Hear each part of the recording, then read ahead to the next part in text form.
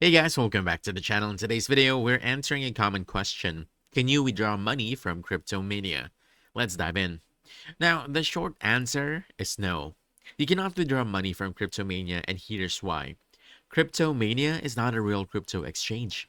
It's a free trading simulator designed purely for learning and practice. All the money you see inside the app is virtual game money, not real currency. And that means if you make huge profits, those earnings are also virtual. There's no option to cash out, transfer funds to a bank, or withdraw crypto because no real money was ever deposited in the first place. The app doesn't even include a withdrawal section since everything is strictly for simulation.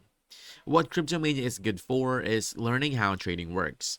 You can practice buying and selling crypto using real market prices, test strategies, and understand risk, all without losing real money.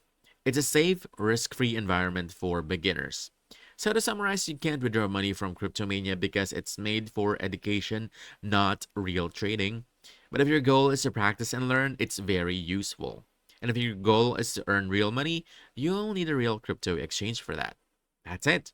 So if you found this helpful, don't forget to hit that like button, subscribe for more quick guides, and I'll see you in the next one. Thanks.